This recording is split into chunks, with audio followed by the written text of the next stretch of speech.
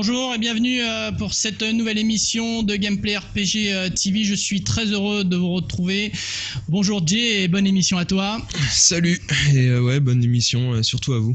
Et bonjour Pierre. Oui, bonjour Franck, donc c'est une grande première aussi pour moi. Voilà, et tu remplaces JV qui est en Grèce, et si jamais il arrive à atterrir avant la fin de cette émission et arriver à nous rejoindre, et ben il viendra te remplacer au dernier moment s'il le faut. Voilà, il n'y a pas de problème. Une émission consacrée au RPG, au survival horror et aux jeux d'aventure. Tu nous fais un petit planning de cette émission, Jay ? Voilà, il va y avoir des trucs de ouf. Comme d'habitude, on va commencer super fort avec Resident Evil 5, donc on va voir ça quasiment tout de suite. Ensuite, on va avoir du Shadow of Colossus, on va avoir pas mal de trucs en fait qui ont un peu rien à voir avec le RPG, genre Cowboy Bebop. C'est plus des trucs pour nous faire plaisir entre guillemets. Il y a Siren 2 quand même qui vient de tomber. Il y a pas mal de petites choses comme ça et des petites surprises, des tests. Voilà. Donc sur les plateaux, c'est toute l'actualité du RPG. Vous retrouverez l'équipe de Gameplay RPG au niveau des commentaires audio des vidéos, toujours avec mon ami Jay. On parle d'abord de l'actu sur Resident Evil 5 ou tu préfères qu'on regarde d'abord la vidéo, comme tu veux? Ouais, on va d'abord regarder la vidéo, comme ça on pourra en parler après. D'accord, donc je vous propose de regarder la vidéo de Resident Evil 5 et on se retrouve juste après. Resident Evil 5. Wouhou. Depuis le temps qu'on l'attend. Tu m'étonnes. Là c'est un truc de ouf quand même. La première fois qu'on a vu la vidéo on a fait on a fait un bruit de zombie quoi. Ouais exactement ouais. Voilà. Ah oui alors en fait faut que je vous dise que c'est Bamboula Style. Oh putain. Je t'avais dit, je t'ai prévenu que je me casserais si tu disais ça. Attends, on est bien lancé de bravo avec lui. Il y a Benoît qui nous a rejoint, il fait pas du tout partie de l'équipe de Gameplay RPG, mais comme tous les autres sont en vacances ou sont morts ou je sais pas quoi, donc du coup il s'est proposé gentiment de nous aider avec Nico pour qu'on fasse les commentaires. Et ça fait plaisir de participer à Gameplay RPG. Voilà, donc Resident 5, qu'est-ce qu'on peut en dire très brièvement? Ça va faire peur. Que c'est méga super beau, un truc de... Les zombies courent. Les zombies courent. Putain de merde. Mais la pression, mais ça a été un truc de ouf quoi. Voilà. Bon, c'était Resident 5 donc. On attend ça avec grande impatience pour 2008 a priori. 2008. Voilà, donc Resident Evil 5, un épisode qui va se passer en Somalie, Jay. Ouais, alors déjà, qu'est-ce que tu penses de la vidéo? C'est plutôt intéressant. Ouais, c'est même plutôt plus qu'intéressant. Mais je me méfie, moi tant que j'ai pas joué au jeu, tu sais, des fois on voit des méga vidéos, mais c'est ce que je disais déjà dans d'autres émissions, c'est que on devient tellement technique que le gameplay se perd. Alors on verra avec Resident Evil 5 qui est quand même une référence, mais... Ouais, c'est sûr, mais sauf que là, quand même, ça a l'air quand même de taper assez haut. Enfin... Quand on a vu Resident Evil 4 déjà, ça renouvelait complètement le jeu d'action, ça a un petit peu révolutionné notre approche du jeu d'action. Et là, RE5, ça a l'air d'être encore plus fou, encore plus fort dans la mesure où, je sais pas, donc si vous avez remarqué sur la vidéo, mais les zombies courent. Donc déjà grande première dans la série des Resident Evil, ils courent. Ouais, c'est ça. Non mais tu sais, il y a un peu l'armée des morts. Voilà, non, il y a un côté, non pas l'armée des morts, Pierre. Il y a un côté très speed, enfin beaucoup plus de tension comme il peut y avoir dans 28 jours plus tard par exemple, où là toutes les créatures qui sont assimilées à des zombies courent et tu sens qu'il y a une vraie tension, c'est-à-dire que là t'es obligé de courir pour leur échapper concrètement. Tu vois ce que je veux dire? Alors que tu prends un film de Fulci par exemple. T'as le temps de t'endormir 10 fois avant qu'un zombie bouge, tu comprends? Donc c'est dans l'idée c'est ça. Donc là-dessus il va y avoir une vraie tension qui va être expérimentée. Et à côté de ça, donc Jun Takeuchi qui est le producteur qu'on connaît surtout pour avoir produit Onimusha 3, mais qui a notamment travaillé aussi sur le premier Resident Evil, a précisé qu'il y allait avoir un nouvel aspect de survie. Donc on peut pas vous en dire plus. On sait pas si ça se traduira comme dans MGS3 où il faudra se procurer à bouffer ou quoi, ou si jamais il faudra se planquer pendant quelques temps, le temps que les zombies passent, etc. On peut pas vous en dire plus. En tout cas, il y aura un aspect survie, ça c'est une évidence. Il y aura aussi un aspect visuel beaucoup plus abouti. Ah oui, bah ça, il y a là-dessus, il y a pas de problème dans la mesure, il sort sur PS3 et Xbox 360, et là il y aura une vraie expérimentation des capacités techniques, des effets de visuelles. Chaleur, un peu.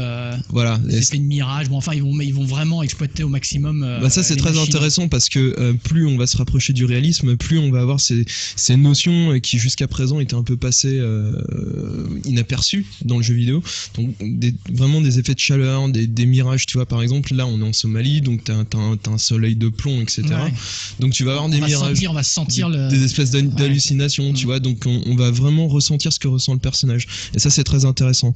Quant au héros, bon bah là je sais pas si vous l'avez, enfin dans la vidéo la plupart des gens disent qu'il s'agit de Chris Redfield. Moi je suis pas super convaincu, j'ai plus l'impression qu'il ressemble à Bruce, je me rappelle plus de son nom, mais qui était dans Gun Survivor. Donc bon, ça on vous le confirmera dans les prochains numéros de Gameplay RPG. Il semble quand même aussi que par rapport à ce nouvel épisode là, encore nous plus par rapport aux premiers épisodes, avec plus de suspense, plus de crainte, aussi de claustrophobie, parce que par rapport au 4 où c'était des environnements super larges, bon, ça reste que par rapport au trailer, on voit quand même pour l'instant que c'est les univers beaucoup plus confinés, beaucoup plus fermés, quoi. Bah j'ai pas cette impression moi. Pourtant quand on voit les zombies déambuler dans les rues, de toute façon confiné, il va te dire l'inverse. J'ai pas l'impression, quoi. Enfin, dans la vidéo, tu le vois dans un village en Somalie, point barre. Alors peut-être que j'ai une petite erreur sur ma feuille, mais marqué sortie 2008. Non, ouais, c'est ça, ouais. Donc là, c'est vraiment histoire de. Oui, mais c'est vraiment. Parce que même 2008, c'est dans 2 ans, quoi. C'est pour Capcom, tu vois, 3 ans. Commence à communiquer dessus, c'est-à-dire qu'on se dise bon bah voilà, il sort. Voilà, exactement. Parce qu'en 2008, on sera presque encore à une nouvelle génération de consoles. Ouais, on sera à la fin de l'exploitation de la PS3 et de la Xbox 360, ouais, tout à fait. Et il n'y a pas du tout de news concernant par rapport à la Révolution, parce que vu que le 4 ça avait été plus ou moins une exclusivité sur GameCube. Non. Révolution, les fans peuvent. Non, pour le moment, il y a PS3, Xbox 360, il n'y a pas plus en fait. Oui, je crois c'est aussi Nintendo qui a interdit, ils veulent revenir avec la Révolution à des jeux beaucoup plus enfants, donc ils ont peut-être donné un bémol sur Resident Evil 5. Je sais pas si c'est exactement ça, disons que concrètement, là, les machines qui sont exploitables et il y a les kits de développement, c'est la PS3 et la Xbox 360. D'accord. Donc voilà, je pense que c'est simplement une question de temps, tu comprends. Allez, sans transition, Jay, tu vas nous parler de Blizzard qui arrive sur portable. Ouais, alors très rapidement, a priori Blizzard développerait des jeux sur console portable. Donc lors d'une sorte de petit papier que tu trouves dans tes jeux, etc., on te demande un petit peu ce que tu voudrais. Il y a un truc qui est ressorti de ce sondage, c'est que les gens voudraient jouer à Diablo 2 sur PSP ou DS par exemple. Et d'après les rumeurs, donc il y aurait un StarCraft qui sera en cours d'étude sur Nintendo DS. Voilà, bon, on peut pas en dire plus, mais a priori maintenant c'est prévu dans le line-up donc de Blizzard pour l'année 2006. On aura peut-être la chance de le voir au cours de la BlizzardCon qui a lieu au mois de septembre ou octobre, quelque chose comme ça. Là, non, je pense pas, parce que là c'est vraiment sur papier. Non, je pense pas. C'est de la spéculation pour l'instant. Ouais, c'est pas de la spéculation parce que ça y est, c'est prévu, mais je pense pas qu'il sera dévoilé avant 2006. D'accord, très bien. On retrouve l'équipe de Gameplay RPG afin de commencer la première partie des previews. Donc voici la suite de Shadow of the Colossus Marbles. Et donc on disait que par rapport au gameplay, ça va être un truc de fou. On sait pas trop si pour venir à bout des colosses, il faudra. Vous noterez que personne n'a rigolé à sa blague, hein, quand même. Bon, il est placé discrètement. Non, mais c'est parce qu'on a l'habitude, genre il fait tiens, j'ai fini un preview de Shadow of Colossus Mabit, ce genre de truc. Ouais. J'ai l'habitude. Bon allez, vas-y Nico, excuse-moi. Ouais, c'est rien, je t'excuse. Et donc peut-être que on sait pas s'il va falloir attaquer plusieurs fois les colosses pour en venir à bout, ou s'il va falloir lutter pour trouver le point faible du colosse et le tuer en une seule fois. Le truc qui est vachement bien, c'est qu'en fait là les colosses, c'est vraiment un élément dans l'environnement, c'est vraiment tout l'environnement qui va compter dans Shadow of Colossus. Ouais. Il va vraiment falloir apprendre à maîtriser le terrain, donc avec donc la course à cheval, comme vous pouvez le voir là. Superbement animé. Voilà, d'ailleurs. c'est ça. Puis après, il faudra trouver des endroits stratégiques en fait pour pouvoir grimper sur le colosse. Ouais. Finalement, le vrai niveau, c'est tout le monde. Ouais. Et le colosse, c'est le seul ennemi, donc ça va être super original, quoi. Ouais, c'est clair. C'est clair, d'autant plus que, étant donné que qu'on remarque à l'écran qu'ils sont mi-pierre, mi-végétation, ils sont vraiment dans le décor. On a vraiment l'impression de se taper contre la nature, quoi. Ça va être monstrueux, quoi. Ouais. Puis toujours avec ce côté très paysage, ico, très Toujours toute l'actualité du RPG, des jeux d'aventure et du survival horror. Alors là, on a une mauvaise nouvelle à vous annoncer puisqu'on attendait 2 jeux au TGS qui ne vont pas être présentés. Bah, disons que on attendait, oui, effectivement, les 2 jeux de Sakaguchi, donc à savoir Blue Dragon et Lost Odyssey, dans la mesure où ils ont été présentés à la conférence pré-E3, donc pour la Xbox 360. Donc on attendait vraiment de voir des versions plus élaborées au TGS, et finalement ils n'y seront pas.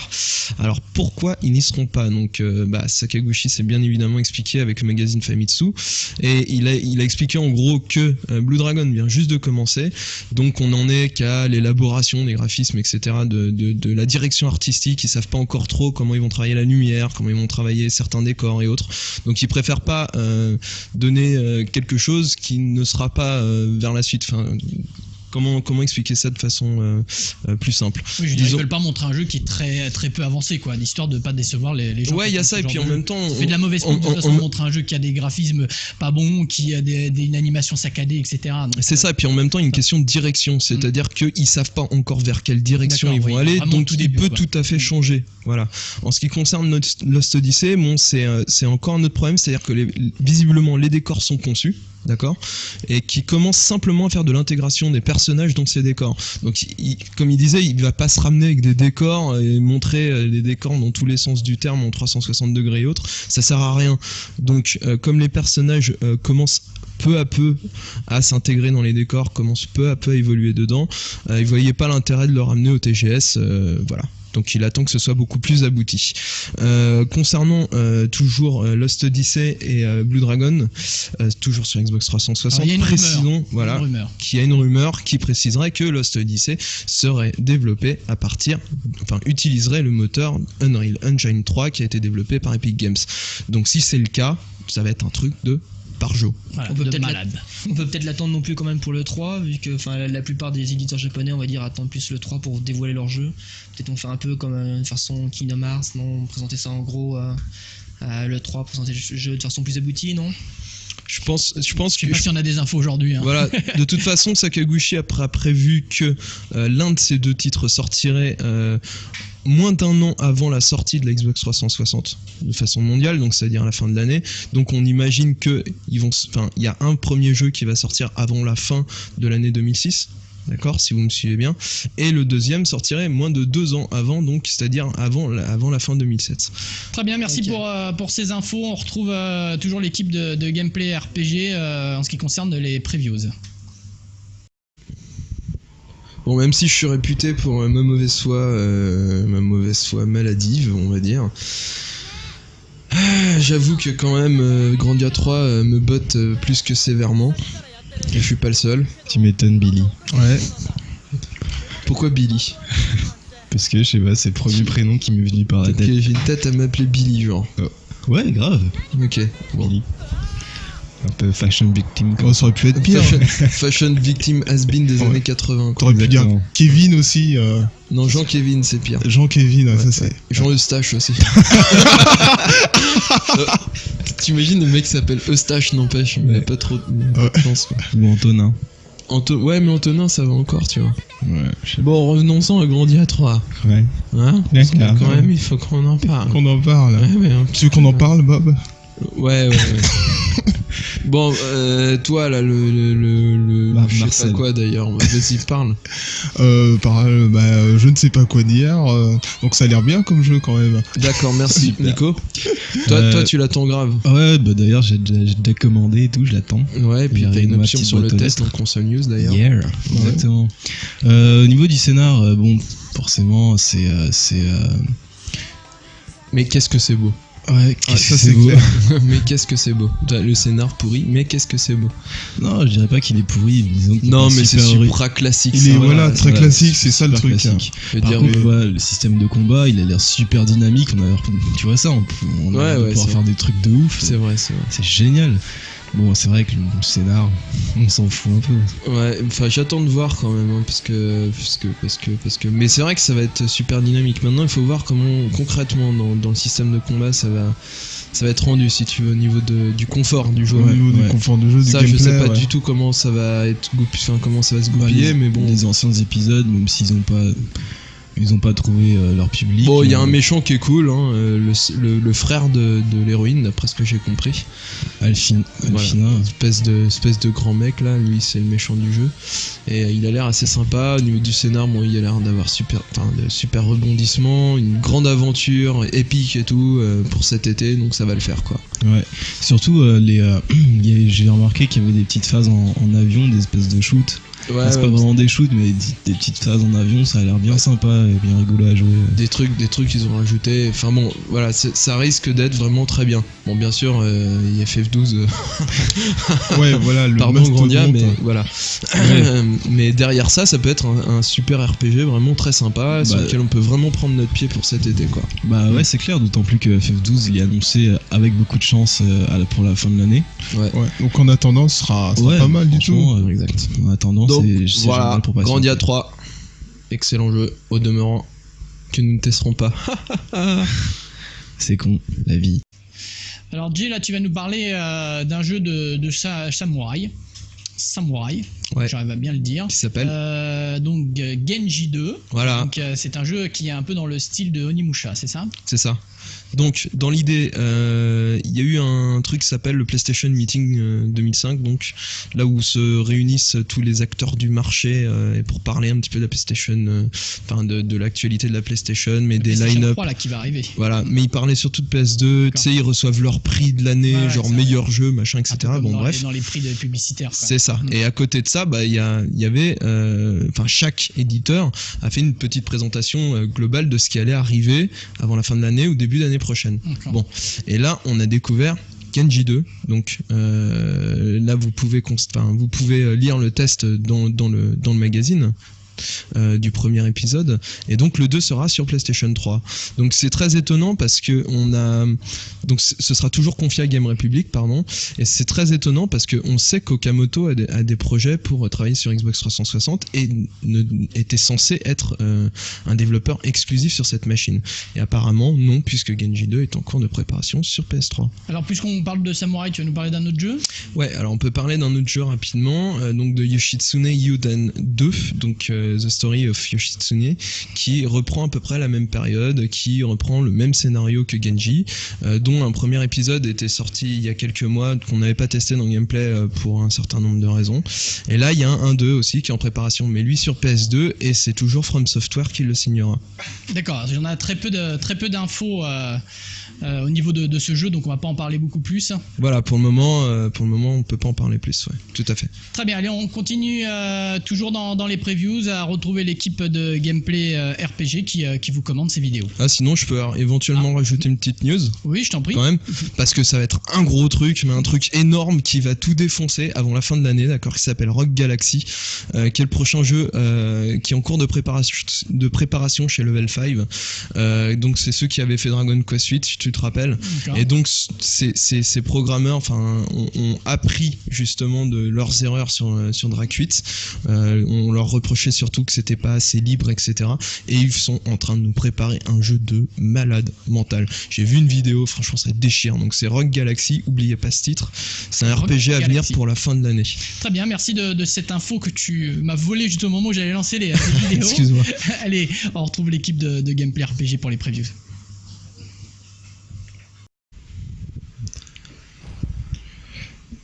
Donc, voici venir Genji. Un jeu plutôt sympa, ma foi. Donc ça se passe, niveau de l'histoire, ça se passe à la fin de l'époque Heian, en 1159. C'est la fameuse histoire qui oppose les Minamoto et les Taira, descendants des Fujiwara. Donc le jeu raconte l'histoire de l'affrontement entre Minamoto no Yoshitsune, appelé dans le jeu Genkuro Yoshitsune, contre Taira Kiyomori. Voilà. Ensuite, c'est pour les faits historiques. Après, le jeu inclut des éléments fantastiques comme les Hamagane, qui sont des pierres magiques qui permettent de ralentir le temps et d'anticiper les coups des adversaires. Un principe assez sympa, emprunté d'Onimusha, qui, si vous vous en rappelez, en fait, c'était les fameux Isen, c'est-à-dire qu'au moment où on appuyait si on appuyait sur carré au bon moment, avant que l'ennemi porte son coup, ça faisait une contre-attaque mortelle. Et là, donc, Genji reprend ce principe en l'améliorant un peu, en faisant un peu son côté Showtime.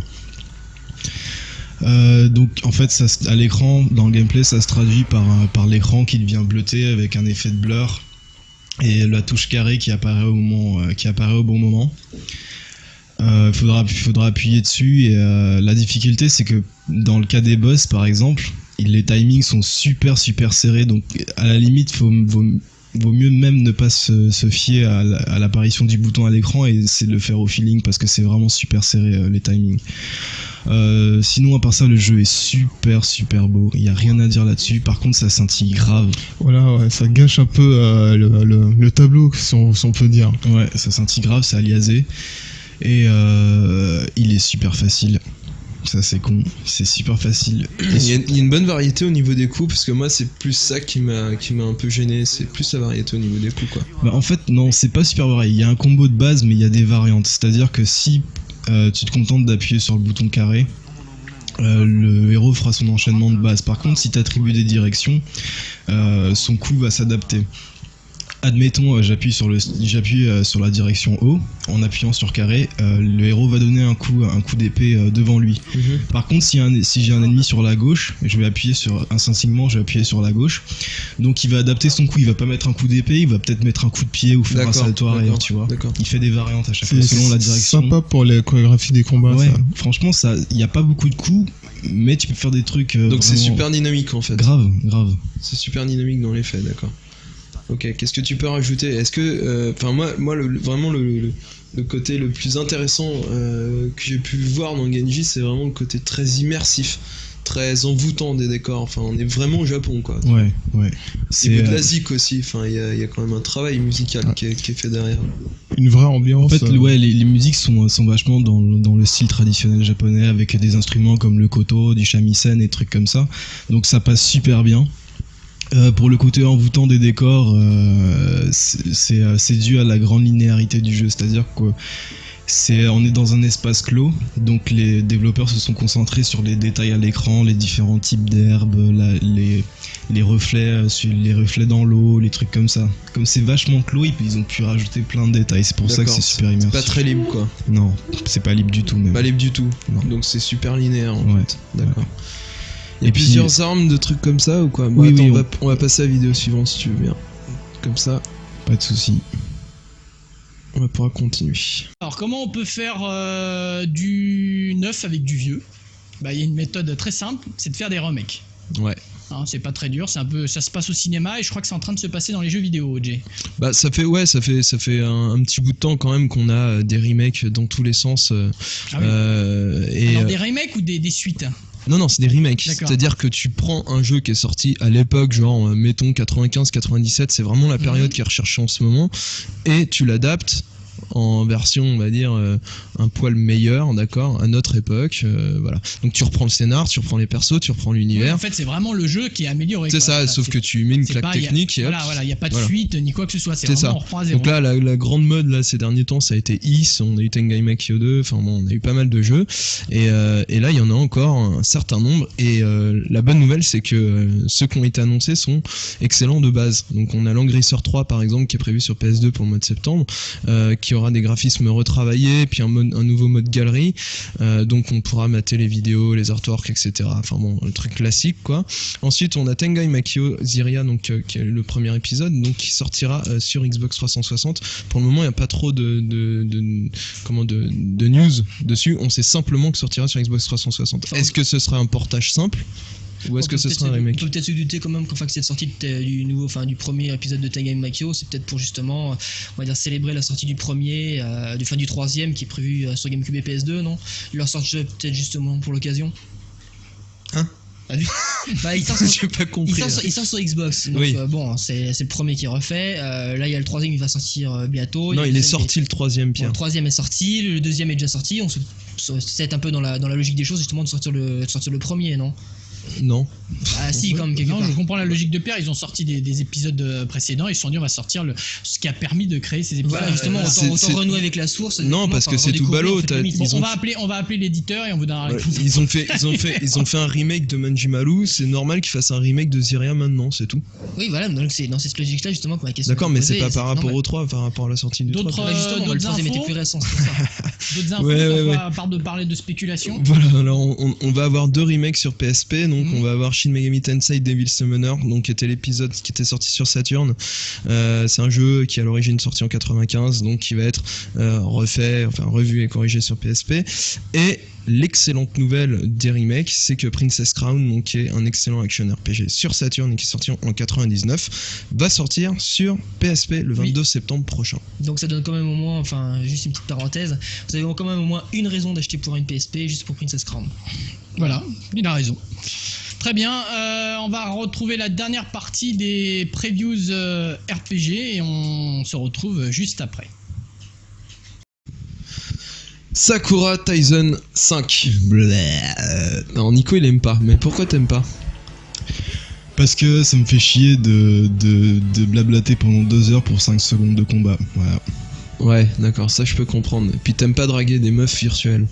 Non, Peut-être, tu préfères plus des vraies meufs. les draguer dans la vraie vie, quoi. Ouais. C'est plus sympa, ouais. Et toi Benoît, alors t'aimes bien Sakura Taisen ou pas? Bah, je connais pas trop, mais les échos que j'ai entendus étaient plutôt bons, quoi. Généralement, les gens étaient séduits par l'humour, le côté léger du jeu, le côté fun. Bon, écoutez, moi je suis un fan de Sakura Taisen et j'en ai presque honte. Parce que c'est le pur jeu pour otaku de merde, tu vois. Je te jure, putain. Le c'est clair. mec qui se touche devant sa télé, devant des meufs qui n'existent pas. Ouais, enfin j'avoue que moi je suis complètement sous le charme, quoi. Je trouve ça, genre je me marre, tu vois. Bah, ça a l'air marrant. Ah, si ça te ouais. fait rire, ok. Y a Genre aucun de souci, c'est dialogue de merde, le perso il est tout le temps super gêné à chaque fois que les nanas ont tout un caractère différent. Enfin c'est assez marrant parce qu'en fonction de tes réponses, en fonction de ce que tu vas apporter de toi-même dans l'aventure, l'aventure elle change entre guillemets, c'est-à-dire que t'arrives plus ou moins à les séduire, donc après t'arrives à leur faire passer plus de trucs, etc. Donc t'as vraiment une dimension où t'es obligé de draguer les nanas, etc. Donc ça c'est super sympa quand même. Bah oui, c'est marrant. Parce que ça reste quand même super beau, au niveau du doublage c'est excellent. Ouais, cela bon. dit. Il y a une super ambiance en plus, je veux dire, c'est toujours très festif, tu vois. Genre dans le 3 par exemple, c'était un truc cabaret, là dans le 5, c'est vraiment Broadway, tu vois, les comédies musicales de Broadway. Ouais. Et c'est assez sympa au niveau de l'ambiance, c'est quelque chose de contemporain mais de festif finalement. Donc ça reste super sympa. Moi j'adore Sakura Taisen pour ça, c'est que c'est vraiment un jeu qui se prend pas la tête. Et en termes de combat au niveau tactique, c'est intéressant aussi. Donc là je vous ai montré que le tutoriel en fait, pour pas trop vous gâcher la surprise ou autre, parce que là il y a un tout nouveau système de combat mais qui est super effectif, qui est super intelligent. On peut vraiment faire des coups de malade. Donc c'est vraiment, il y a un côté très fan service, très otaku à ce jeu, qui est intéressant dans la mesure où voilà, tu te retrouves de temps en temps avec des attaques qui sont sous forme de dessins animés entre guillemets, donc c'est sympa. Quand t'aimes bien l'animation japonaise en général, bon, quand tu te retrouves avec des trucs comme ça, c'est assez sympa, tu vois. Voilà. C'est bien réalisé en plus. Oui, c'est très bien séquence, réalisé. hein. Bon, le seul reproche qu'on pourrait faire à ce 5ème épisode, c'est que encore une fois, ça change pas. C'est-à-dire que c'est toujours de la drague, c'est toujours des combats, c'est toujours ensuite effectivement des phases qui durent 1 heure avant que tu te retapes, etc. Toujours un scénar qui est un peu débile dans l'idée, donc t'affrontes des ennemis à la con, et il y a toujours un côté un petit peu pernicieux, tu vois, un petit peu sournois. Dans Ouais. limite un peu comment dire, un peu olé olé. Non, vraiment c'est très suggestif comme jeu, quoi. Il y a des réponses, parfois c'est abusé en fonction du caractère des nanas, quoi. Mais là où ça change vraiment pas, et c'est là où ça nous a un peu déçus avec Fab, nous, on aime vraiment Sakura Taisen et ça nous a déçus tous les deux, c'est que les nanas ont le même caractère que celles des précédents épisodes par exemple. Ah oui, y a pas de.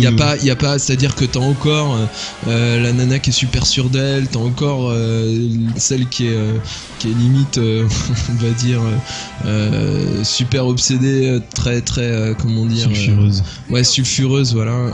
T'as la petite sympa, tu vois, genre la meuf normale avec qui tout le monde a envie de se marier, et puis t'as la pète sec un peu, enfin tu vois. Ouais. Dans l'idée, c'est ça, quoi. C'est-à-dire que tu retrouves des portraits qui sont hyper clichés, mais grave. Même le héros, il est cliché. Les personnages alentours, ils sont clichés. Donc c'est vraiment des stéréotypes à mort. Mais ceci dit, voilà, il y a un tel vent de légèreté sur ce jeu que ça devient super agréable. Et si franchement vous avez les bases en japonais, allez-y. Enfin, franchement, ça vaut vraiment le coup, quoi. On se marre dans un jeu, c'est quand même assez rare, et on prend du plaisir. Après tout, qu'est-ce qu'on demande de Que plus demander plus, exactement. dans un jeu ouais. vidéo, quoi. Ouais. Voilà. Qu'est-ce que j'ai d'autre à rajouter? Bah rien, c'est fini, donc ça tombe. Voilà, nous sommes revenus sur le plateau toujours pour toute l'actualité RPG, Survival Horror et aventure.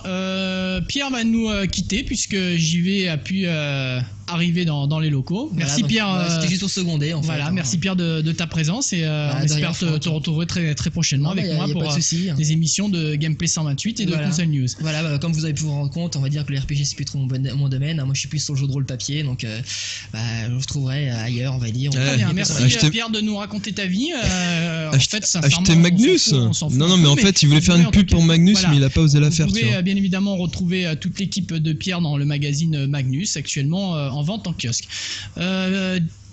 Jay, tu vas nous parler du prochain SMT. Ouais, tout à fait. Donc Shin Megami Tensei, la série à rallonge qui n'est toujours pas finie, puisque on a un nouvel épisode qui va sortir normalement avant la fin de l'année. Donc ça s'appelle Devil's Summoner Kosuwa Raido, donc qui prendra place cette fois dans les années 20. Donc ce sera plus un contexte contemporain, et on jouera le rôle d'un apprenti détective. Donc apparemment c'est super beau. Les premières images que j'ai eues, c'est super beau. Ça concerne le design de Kazuma Kaneko. Par contre, on peut pas trop vous en dire plus pour le moment, parce que c'est vraiment à l'état de news, quoi. Donc on a vu que des photos, quelques petites infos par-ci par-là, mais ça s'arrête là. D'accord, merci pour cette info. Jay, je vous propose de retrouver la première partie des tests avec l'équipe de Gameplay RPG. On se retrouve juste après. Donc Project 03 qui on teste dans ce numéro de Gameplay RPG, mais et la blague c'est que on vous a mis un trailer. Pourquoi on vous a mis un trailer? Alors réponse parce qu'on n'a pas encore le jeu. On l'a pas à l'heure actuelle, donc c'est-à-dire que là on est en train de faire les commentaires avant que le magazine soit fini, et que le jeu normalement je l'ai demain soir, et que Clem va passer son week-end dessus pour pouvoir le tester. Donc voilà, donc c'est pour ça qu'on vous met un trailer. J'aurais bien voulu vous mettre un montage vidéo et tout pour vous faire vraiment un test complet, etc.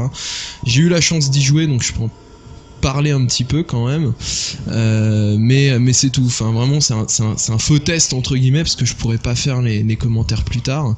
Donc voilà, je préférais être honnête avec vous et vous dire, au lieu de vous dire oh ouais mais c'est vachement bien et tout, on y a joué 20 heures et tout, mais non. Ouais. On n'a pas encore le jeu. Par contre, donc je vais faire pareil que pour Dragon tout à l'heure. Qu'est-ce que vous attendiez de ce jeu? Une maniabilité moins rigide. T'avais bien aimé le 2? Ouais, pas mal. Je le trouvais pas mal le 2. Le premier était sympa, le 2 j'ai trouvé meilleur.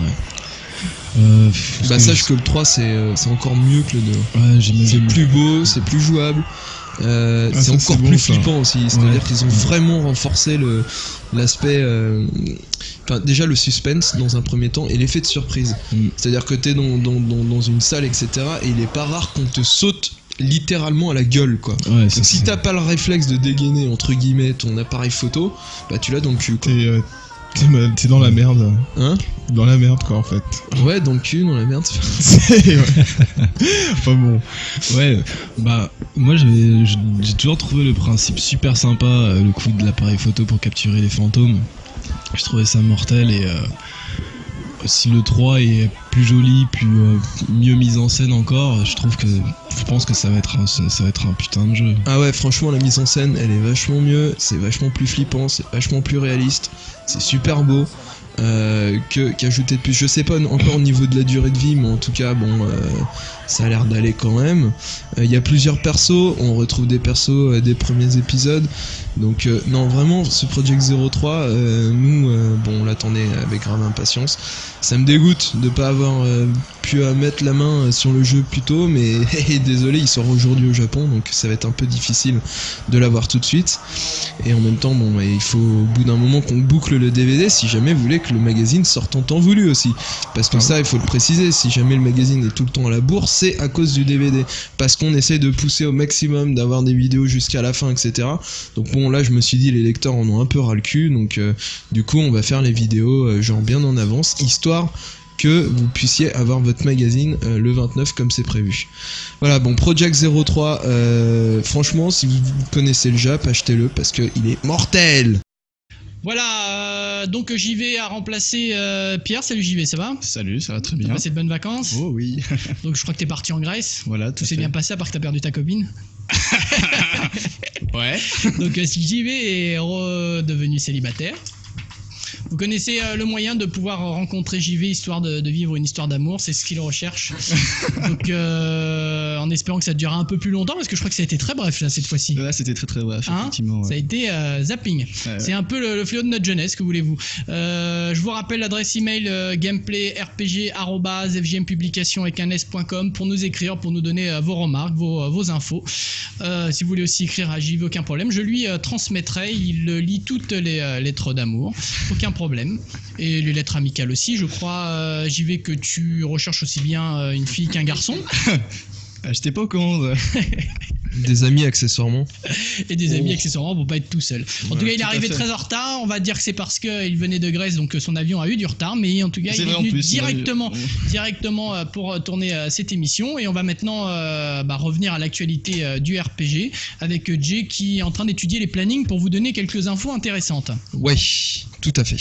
Bon, donc, première chose, si jamais vous avez loupé, enfin là on est en septembre, d'accord, donc si jamais vous avez loupé le mois d'août, vous êtes rentré genre, je sais pas moi, il y a que quelques jours, genre le 1er septembre ou autre, vous avez loupé des jeux essentiels à votre ludothèque. Qu'il faut acheter. Donc voilà, on va les rappeler.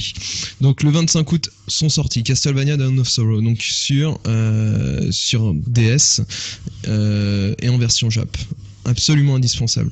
Il y a Lunar Dragon Song qui s'appelle aussi Genesis, je crois, en version Jap sur DS, absolument indispensable.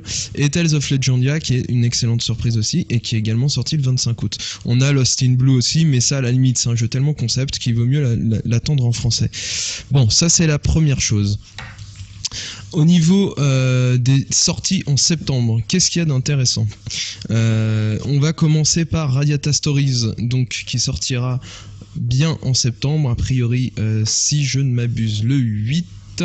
Il sortira donc en version US, vous vous en doutez bien. Il y a pas mal d'autres choses qui sont intéressantes, comme effectivement la sortie de Dawn of Sorrow le 1er septembre, Dreamfall qui est un excellent jeu d'aventure sur PC, qui est la suite de Longest Journey, pareil, qui sortira le 1er septembre. La grosse surprise, c'est qu'il sortira également sur Xbox. Ensuite, on a Musashi Samurai Legend qui sort le 8 septembre, donc sur PS2, donc ce qui est quand même une bonne chose pour le marché US. Et PAL, à côté de ça, donc on a Fahrenheit. Tu voulais dire euro, parce que US Oui. c'est PAL, ça veut rien dire, c'est US et euro. Ouais, euro, Parce que PAL, PAL, non mais c'est le format, PAL, c'est c'est PAL, marque. PAL NTSC, Oui, tu alors comprends ce que je veux dire. NTSC ou PAL. Ou alors Je parle pas de bouffe pour chien en tout cas. Mais non, mais c'est pour pas qu'on comprenne, parce que PAL, c'est Oui, non mais t'as une raison, communauté c'est que vrai. je ne connais pas, donc C'est vrai, tu as raison. à part les boîtes pour chiens, c'est PAL. Voilà, d'accord. Donc, il m'a perturbé, là, je sais plus. Hein. Bon, donc en US et également en euros, on va avoir Voilà. Fahrenheit qui est le jeu ultime, donc ultime jeu de rôle, absolument à se procurer. Vous pouvez constater qu'il y a 20 pages dans Gameplay RPG, c'est quand même pas pour rien. Et puis il y a un gros dossier sur la partie magazine DVD, parce que rappelons-le, outre l'émission, vous avez la possibilité aussi Tout à fait. de consulter un magazine DVD où à l'intérieur il y a des petits dossiers, des petits trucs sympas, des bonus, voilà. Voilà, 3 magazines pour le prix d'un, un magazine télé, un magazine DVD et un magazine papier. Exactement. Et D'autres choses? au niveau des dates de sortie, on peut quand même relevé que Vanda Tokyozo, donc le fameux Shadow of Colossus qu'on attend tous grave avec impatience, qui devait sortir donc au mois de septembre au Japon, sortira finalement le 27 octobre. Donc Sony l'a repoussé pour les derniers petits réglages. Donc Et Noël pour la France. oui, Noël pour la France, logiquement, parce qu'il n'est même pas sur les plannings D'accord. de Sony actuellement. Et j'ai appelé Sony la semaine dernière, il me disait bah non, on l'a plus sur nos plannings. Donc, mystère, sortira-t-il pour Noël ? La réponse, bientôt. Merci Jay pour ces infos. On retrouve l'équipe de Gameplay RPG pour la partie test et on revient juste après. Donc, deuxième vidéo de Dragon, de ce test, donc... On était en train de parler in-game, qu'est-ce que valait le jeu, etc. Donc je te disais, oui, c'est plus bourrin, mais non en même temps. C'est-à-dire que là, à présent, rappelle-toi, dans le premier, on pouvait invoquer des personnages qui, selon une jauge assez limitée, apparaissaient et détruisaient tout alentour. Ouais. Tu te rappelles de ça ? Ouais. Bon. Cette fois-ci, voilà, là, c'est plus du tout le même principe. C'est-à-dire que tu peux faire apparaître, en fait, un deuxième personnage, sachant qu'il y en a 3 jouables. D'accord, donc tu as une équipe, 4 jouables au total, mais bon, on considère que 3. Et tu peux faire, quand tu changes de perso, tu changes vraiment de perso, c'est-à-dire qu'il a ses propres coups, il a ses propres armes, il a son propre mode de fonctionnement, etc. Il y a également beaucoup plus de combos, il y a un système d'expérience, tu peux acheter des items dans des villes une fois que tu as terminé les niveaux. La collaboration entre le personnage et le dragon est moins significative que dans le premier, parce que c'est pas comme dans Escaflowne où leur sang se mêle, si tu veux, où il a eu un pacte à signer avec, pas du tout. Par contre, on retrouve cette histoire de pacte dans le jeu, quoi, entre les dragons ou les puissances éternelles et Ça, c'est un petit peu dommage. les héros. Oui, c'est dommage dans la mesure où je te dis, moi j'ai été quand même relativement déçu du scénar, même si ce jeu est mortel, hein. Franchement, moi je vous le conseille. Il y a encore quelques problèmes de caméra, etc.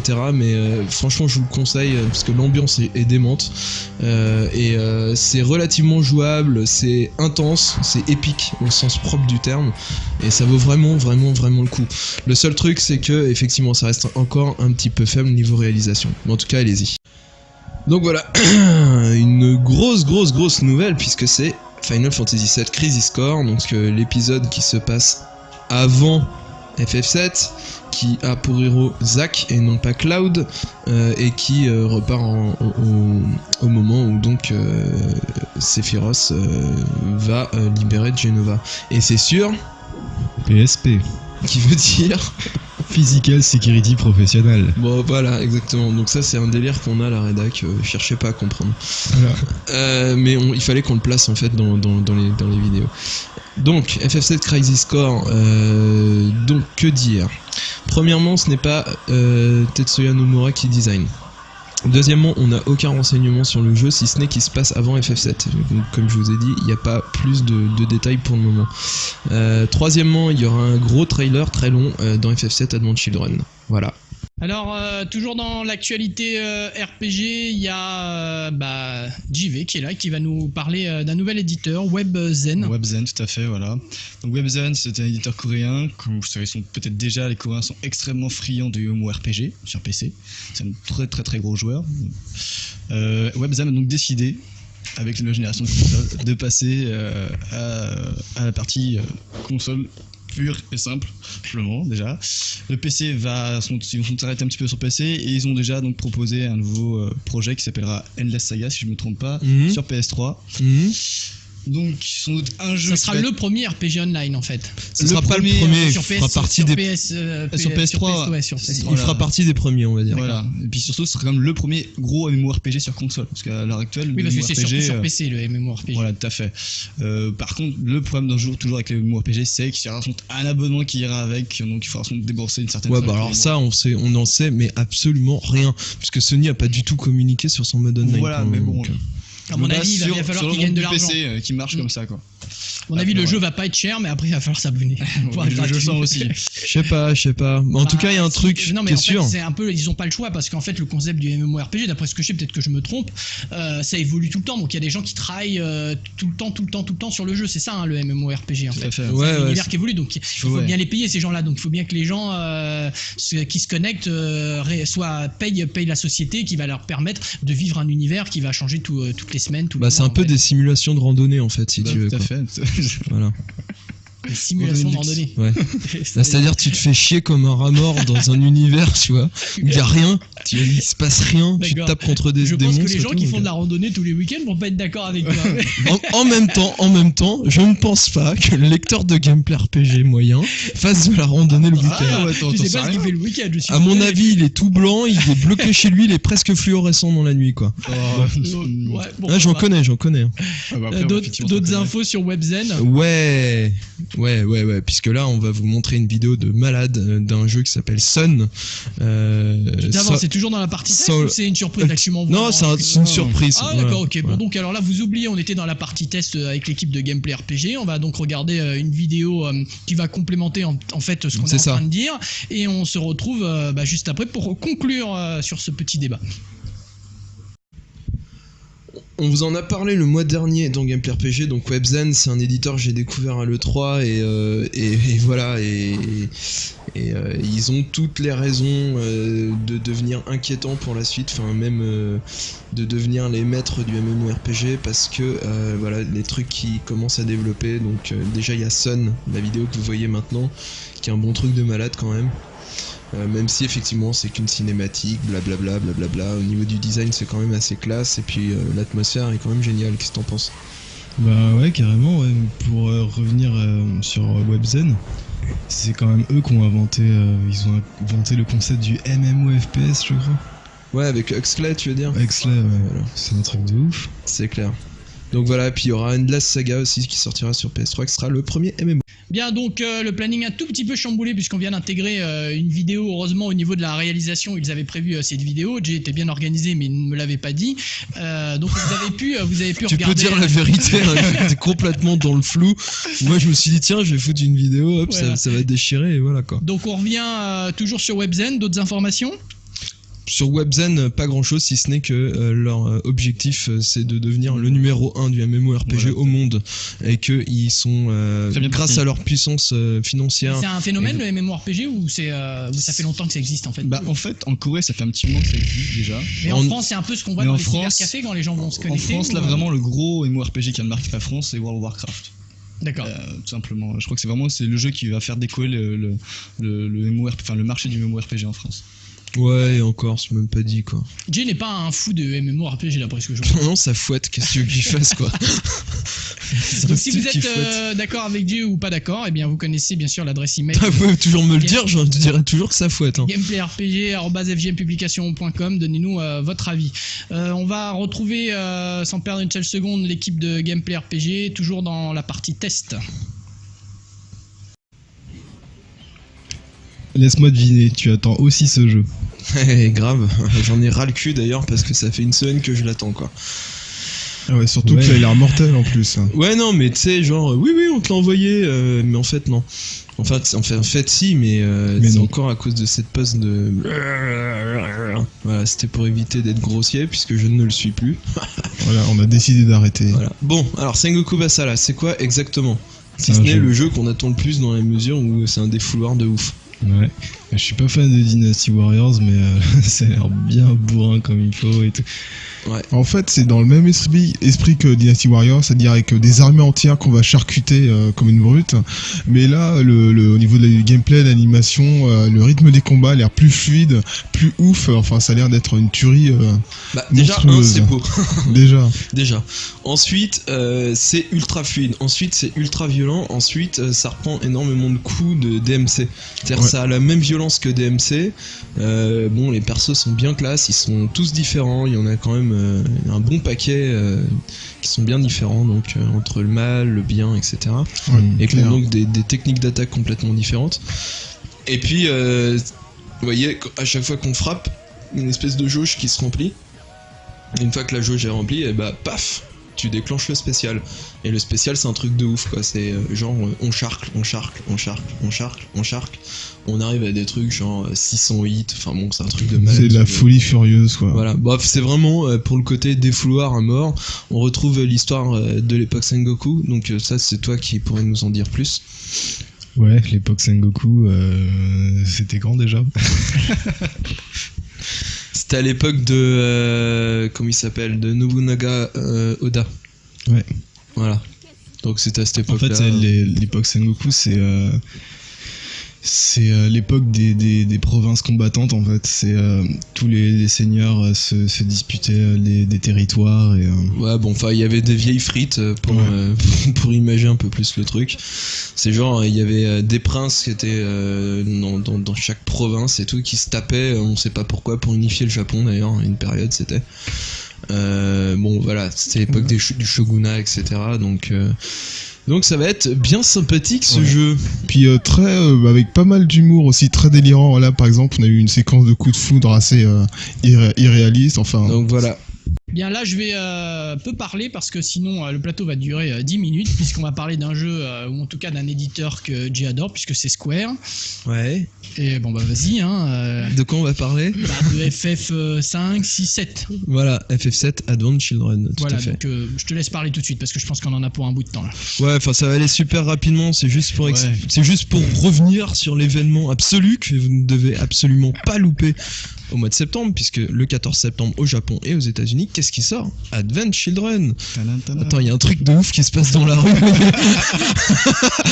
Ce qu'il faut savoir, c'est qu'on voit donc ce qui se passe dans la rue. Là, il y a un gros camion. Je sais pas ce qui se passe. Bon, vas-y, Non, mais c'est un truc de malade. Attends, franchement, vous seriez là, vous serez en train de triper. On dirait un truc à la mecha, tu vois. Genre, il y a un mecha qui arrive dans la rue et tout, qui est en train de tirer sur la rédac. C'est un truc de ouf. Enfin, bref. Donc, on va repartir sur FF7 Advent Children. Donc, le 14 septembre, il y a. Tu me diras, t'as pas dit, mais il y a aussi un shot dans la rue. On sait pas. Ah oui, effectivement, il y a un shot dans la rue. C'est assez bizarre. C'est qu'il y a une grosse, il y a une sorte de cabine téléphonique, mais non, mais attends, non, mais un toilette. Mais qu'est-ce qu'elle fait là? Que j'ai vu à l'entrée, le ballon de l'entrée. Oui, voilà, ouais, c'est ça. Ouais. Donc en ce moment, aujourd'hui, je sais pas, il se passe quelque chose. Est-ce qu'on faisait parce qu'on parle de Resident Evil 5? Je sais pas, mais il se passe des choses en tout C'est cas. un truc de malade. Bon, bref. Donc, FF7 Advent Children, redevenons sérieux. 3 versions. La première, format DVD, bateau, machin, donc film avec bonus, blablabla. Deuxième, version UMD, donc version qui sortira uniquement sur PlayStation Portable, donc la PSP, avec des bonus inédits. C'est important de le dire. Et la troisième, une édition limitée de Barjo, d'accord. Donc si jamais vous êtes un fan de FF7, c'est absolument ce que vous devez acheter, même si ça coûte rêche quand même, parce que c'est $275, donc c'est à peu près 250 €, donc ça fait un peu mal au fion, effectivement. Mais cette édition comprend une reproduction du script, un porte-clés avec un numéro de série, qu'est-ce qu'il y a d'autre, une casquette, un t-shirt, un DVD avec des trailers, et notamment celui de FF7 Core Crisis, donc qui sera l'épisode PSP et qui se passera avant FF7 avec pour héros Zack. Ok, vous me suivez. Et puis il y aura d'autres bonus tels que la version internationale d'FF7 qui sera filée. C'est quand même un supra cadeau sa mère, d'accord. Bon. Alors, ensuite, il y a le film qui va sortir. Il y a le film qui va sortir. Le film, il va sortir le 14 septembre. Oui, bah oui, c'est ce que je dis depuis tout à l'heure. Non, mais d'accord, alors j'ai pas entendu. Ouais, c'est pas grave. C'est pas grave. Non, mais c'est vrai que c'est super perturbant le mecha qui est venu dans la rue et tout. C'est super perturbant. Question que j'ai un peu lâché. Alors non, mais alors, attends, est-ce que tu as parlé du festival de Venise? Non, par contre, non. Voilà, ça me rassure, sujet. Par contre, 2 années consécutives, FF7 sera encore à Venise cette année au festival, que je ne sais même pas quand est-ce qu'il se passe, mais on s'en fout a priori, puisque on en parlera dans les gens qui aiment le festival de Venise vont être ravis de ce que tu dis. À mon avis, je vais avoir des pétitions, moi. Est-ce que FF7 Advent Children sera possible qu'il soit en salle? Iker vient nous donner la réponse. Non. Bon, alors tu peux la répéter parce que de toute façon avec les micros on n'entend pas. C'est archi pas évident quoi. Est-ce que le film va sortir au cinéma? Est-ce qu'il y aura une sortie cinéma? Ils ont fait un bid avec le premier, je crois. Il y aura peut-être des mais c'est pas la même chose. C'est pas la même chose. C'est un super bid au cinéma. Mais si tu veux, c'est que les gens étaient super cons pour pas y aller, c'est tout. En tout cas, on aime la randonnée et on aime le festival. Et on aime aussi Final Fantasy. Bon, on va se mettre d'accord avec tout le monde. D'autres infos ou on passe retrouver l'équipe de Gameplay RPG pour la fin de la partie test? Bah, on va retrouver un test, simplement dire achetez-le, point barre. D'accord, allez, on retrouve l'équipe de Gameplay RPG. Ah si, quand même, il va sortir en Europe. FF7 Advent Children, il faut le préciser quand même, il sortira en DVD. En Europe. C'est bon? Ouais, c'est bon. Bon, bah, c'est parfait. Donc l'équipe de Gameplay RPG, je vais y arriver, toujours dans la partie test. Allez, à tout de suite. Alors un conseil, quand vous allez manger au Quick, surtout vous vous enfermez pas dans une mini salle qui est fermé, où il y a quasiment pas d'air pour respirer parce que On sait jamais, on n'est Ouais. pas à l'abri d'un accident. ouais, des fois qu'il y a des gaz, c'est bon, après tu prends feu quoi, direct. Bon, donc pourquoi on dit ça, je sais même pas. Bon, enfin, là on va parler de Shadow Hearts 3, donc Genre, tu sais pas. non, mais Dit-il d'un air innocent. ouais, bah oui, bien sûr. Ah non, mais c'était horrible, laisse tomber quoi. Enfin bref. Essayons d'oublier. Donc Shadow Hearts 3, l'inconvénient, une fois de plus, c'est que pareil, j'attends le jeu, je l'ai demain. Donc ça va être très difficile de vous faire un test sur ce DVD, mais en tout cas on a joué à la démo jouable. Et qu'est-ce qu'on peut en dire? Alors, est-ce que vous avez déjà joué un petit peu à la démo jouable ou pas? Non, j'ai pas eu le temps de toucher encore. D'accord. Donc qu'est-ce que vous en attendez de Shadow Hearts 3? Étant donné que j'ai pas fait le 2. D'accord, donc toi non plus? Moi non plus, j'ai joué, mais très peu. Très D'accord, rapidement, bon, quoi. moi j'en attendais un excellent épisode de toute façon. Tout simplement. Donc qui Ça a l'air super joli. qui restait parfaitement dans la continuité du 2. On change un peu d'ambiance, mais ça veut pas dire pour autant que le jeu ne sera pas excellent. Bon, c'est vrai que le héros a un peu une tête de naze Ouais, quand comparé même, hein. à Yuri dans le 2 et dans le premier. Mais par contre, voilà, au niveau de la variété des décors, ça a l'air quand même, ça a l'air d'être quand même une super aventure qui se passe donc aux États-Unis, donc Aux États-Unis, vers les cette années fois, 20, etc. Donc il y a toutes les peuplades, donc les Indiens, etc. Et puis on fait un tour par Chicago, donc il y a cette espèce d'ambiance qui est vraiment excellente. Enfin, moi j'adore. Ouais, le petit côté rétro et pas désagréable. Voilà, j'adore cette ambiance des années 20. De toute façon, c'est un truc vraiment que je kiffe. Ça veut pas dire pour autant que je jouerai à Godfather, mais voilà. Donc Shadow Hearts 3, c'est vraiment un jeu que j'attends énormément. C'est que vrai j'ai ça se passe demain. dans les années 30. Hélas. Godfather. Oui, les années 30. Excuse-moi. Allez, on va passer à un sondage. Jay y tenait, histoire que vous connaissiez un petit peu les résultats d'un sondage qui a été fait par Sony, c'est ça? Ouais, enfin qui a été plus ou moins fait au Japon. Bon. D'accord, c'est sur 1000 japonais qui surfent sur internet. Bah, dans l'idée, ça vous donne une espèce de petite tendance de ce que veulent les Japs pour l'avenir.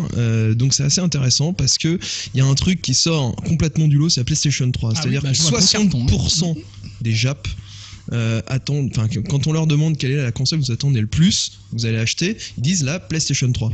Et seulement 8% disent la Révolution et 2% la Xbox elle existe 360. même pas quoi pour eux. Bah c'est des Japs en même temps. Mais ça, le problème, en fait, les Japonais sont très fidèles. Une fois qu'ils ont accroché quelque part à un produit, ils lâchent plus le produit. Alors il y Justement, a une question sauf- sur la. Justement, Avec Nintendo qui s'était pris une ramasse avec la. justement, ça suit la deuxième question. Bah, j'allais dire. Alors la deuxième question, c'est pourquoi choisissez-vous la PlayStation 3? Exactement. Pourquoi choisir la PlayStation 3? Parce que donc les réponses c'est successeur de la PlayStation 2.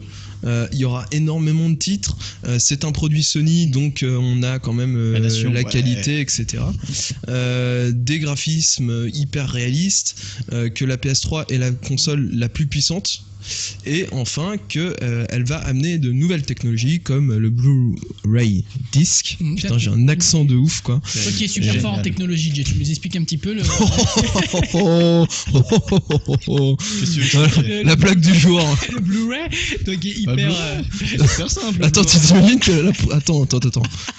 Faut savoir, c'est que. La première fois que j'ai voulu brancher du Firewire, d'accord, ça remonte à pas j'étais longtemps. dans un USB 2 quoi. Ouais. Attends, il faut le faire quand même. Non, mais c'est ce que je te dis. Pas Je suis mal. vraiment une Pendant tâche. un quart d'heure, il a essayé d'enfoncer. Mais là, c'est plus une question de savoir si c'est de la technologie. Hein. Ouais, il faut Parce être qu'en un vrai, peu il faut stupide. brancher le cerveau. Ouais, c'est sûr. Et pourtant, t'es pas blond, mais bon. Ouais, un petit peu quand même. Il y a Le des Blu-ray, mèches. c'est extrêmement simple à expliquer, Donc, hein. on leur a demandé aussi qu'est-ce qu'ils attendaient de ces nouvelles consoles. Ouais, alors à quoi ils ont envie de jouer tout simplement. Et ça nous étonne absolument pas. 80% répondent qu'ils veulent jouer à des licences, donc des jeux qui ont déjà fait leur histoire, leurs preuves, etc. Donc comme Dragon Quest, Super Mario qui arrivait en tête des sondages. Ensuite, 60% répondent qu'ils veulent des nouveaux titres, de l'originalité, Enfin, c'est pas plus mal. de totalement nouveaux titres en fait. Et 35%. Et 35% des remakes, Ouais. c'est-à-dire qu'ils ont un petit peu le côté un peu rétro Nostalgie, gamer, ouais. nostalgique, etc. Et ils veulent des remakes. Alors, le prix, ça a été aussi demandé. Alors, bah, ça tombe bien que tu sois là, j'y vais parce que 20% sont prêts à payer entre 15 000 et 20 000, 20% entre 20 000 et 25 000 et 20% entre 25 000 et 30 000. Alors, Donc, à vas-y. mon- Donc, je vais traduire. Et bon, les ça- 40 autres? Bah, déjà, pour vous donner un ordre d'idée. Parce que là, ça fait que 60, hein, je suis compté. Effectivement. Bah, les autres, Les autres sont foutus prix. À mon avis, les autres n'ont pas Les répondu autres à la sont question. très achetés. Alors ouais, déjà, c'est si la console compte entre 15 000 et 20 000 yens, c'est un super prix quoi. C'est quoi, alors, c'est combien? Parce que faut quand même savoir qu'en gros 10 000 yens ça fait à peu près 100 €. À peu près. Ah ouais. Donc après, il faut D'accord. convertir. 200 €, 300 €, 400 €. Voilà, tout simplement. D'accord. Donc le plus cher, on te dirait 30 000 yens, voilà. Bon. Enfin bon, tout ça, c'est 300 qu'approximatif. Bon, Cette question, ça, elle est on pas s'en fout. intéressante. On va Non. passer à la dernière question. Celle-là, elle est très intéressante parce que vous savez le genre de jeu que Voilà. veulent les Japs pour l'avenir. 71,2%. 71,2 pour le RPG, voilà, c'est tout, il n'y a rien Ne d'autre à casse pas dire. le micro, Jay. Non, non. 52% pour les simulations, 47% pour l'action, 41% pour l'aventure et 23% pour le shoot. Voilà, donc le RPG est encore le maître absolu Au Japon. au Japon. Voilà. Donc Et c'était, un jour, la Russie triomphera sur le monde. Voilà, bon, c'est Voilà, toujours son ouais. joke, hein. C'est Jay, hein. Putain, mais vous verrez les mecs quoi. Et, Quand vous allez avoir un Metal Gear qui va arriver, tu vois, dehors. Ce comme que ça, j'adore, dans la c'est rue. qu'on fait un sondage sur le Japon et tu parles de la Russie, aucune cohérence, mais bon, c'est. Bah si, parce que le Japon sera l'esclave de la Russie oui, bien dans le sûr. futur, Oh là là tu là vois. Je sens qu'on va être apprécié après cette émission. Nous allons retrouver encore l'équipe de Gameplay RPG pour une Pour les toute tests. dernière partie, toujours dans les tests. Oh, Anderson. C'est une blague de merde, Siren. Enfin, c'est pas grave. J'ai pas compris, mais. Bah si, la petite sirène Anderson. Enfin, Ah oui, c'est vrai, ouais. Ah ouais, blague d'accord. naturelle, tu vois. Ok, Bon. ok. D'ailleurs, Benoît a fait une super blague tout à l'heure. Vas-y, je t'écoute. Ouais, donc je disais qu'on était à la fois détestables et détesteurs. Voilà, des donc, testeurs nous sommes détestables. des testeurs détestables. Exactement. Exactement. Voilà. Et fier de l'être. Ouais. C'est ça Bon. qui est bon. Siren 2. Bon là on va pas trop voir le jeu en fait parce que ils ont plutôt fait un truc genre qui te fout grave la chair de poule pour le PlayStation Meeting 2005. Bah, c'est un peu chaud étant donné qu'on est trois, que la lumière est allumée, qu'on raconte des blagues. C'est chaud, c'est loupé pour l'effet flip quoi. Bah d'ailleurs si tu veux on peut éteindre la lumière et flipper hein. Ouais. Vas-y éteins la lumière on va flipper. Ah Oh, mon ouais, Dieu. putain, c'est Ah, vrai que ça ça change tout. vas-y Ouais. vas-y rééteins. Ouais cool. Ah, Donc là nous sommes dans Siren 2. Mais non après c'est trop grillé tu sais. Non mais ils diront pas ça qu'on va est être pas- méga flippant sa race quoi. Déjà le premier c'est le jeu le plus effrayant qui m'a été donné de voir. Allez, Clairement quoi. vraiment, ouais. Et ce deuxième épisode va être encore plus flippant parce qu'encore plus réaliste parce que voilà. Puis il y aura un nouveau type d'ennemi aussi. Oui, un il me nouveau semble. type d'ennemi et puis ce sera vraiment de la survie mais encore plus que dans le premier.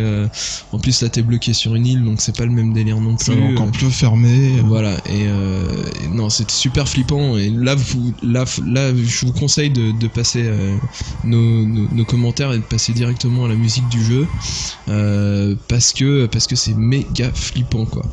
Ouais. Je veux dire déjà rien que le trailer il te fout les jetons donc Bah, c'est imagine encore- le jeu quoi. Le premier était très malsain, mais là, c'est suggéré, mais on le sent clairement que ça va être encore pire. C'est clair donc Siren 2 bah on attend ça avec grande impatience. C'est quoi? Dreamfall. Dreamfall, donc c'est un jeu d'aventure sur PC qui va sortir avant, normalement en septembre d'ailleurs, qui est la suite du fameux The Longest Journey. Tu vois ce que c'est ou pas? Ouais. Bon, c'est un jeu d'aventure à l'ancienne, quoi, sur PC, un point and click. Sauf que là, bon, il y a l'évolution de la 3D en plus. Donc, tous ceux qui ont joué à la version PC ou tous ceux qui sont un petit peu branchés aventure PC, déjà, ils doivent lire mon dossier qui est dans Gameplay RPG parce que là, je me suis vraiment fait plaisir.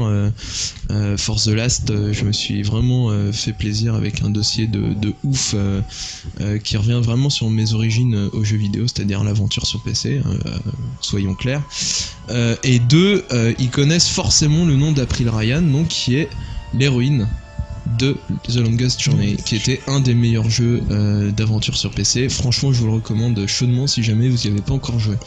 Bah, on Bon. essaiera. Et là, on la retrouve donc dans cet épisode qui se passe quelques années après quand même, où il y a deux nouveaux héros. Donc il y a une nana dont je me rappelle plus le nom, mais c'est pas très grave, qui est l'héroïne principale donc de cet épisode Dreamfall, et un mec qui s'appelle Kian, donc qui est un espèce de guerrier. Et chaque personnage en fait a sa propre histoire. Donc il y a 3 points de vue, 3 histoires dans un même scénario, à savoir là ce qui est en danger, ce sont les rêves. Donc Ok. il y a un méchant entre guillemets qui veut faire disparaître les rêves et donc les 3 personnages personnages vont combattre chacun pour des motivations différentes, mais pour sauver les rêves. Voilà, Donc, il y sauver aura les rêves. 3 manières de voir le jeu.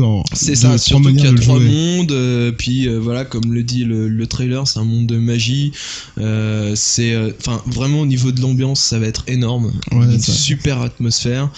Et franchement, j'avais adoré le premier, donc je vois pas pourquoi ce deuxième nous décevrait de toute façon. Ouais, l'ambiance a vraiment l'air prenante encore. Voilà, Ce ouais. côté à la fois sombre et onirique. C'est ça, exactement. C'est tout à fait l'idée. Et donc voilà, l'héroïne du premier, mais qui a été quand même Redesigné.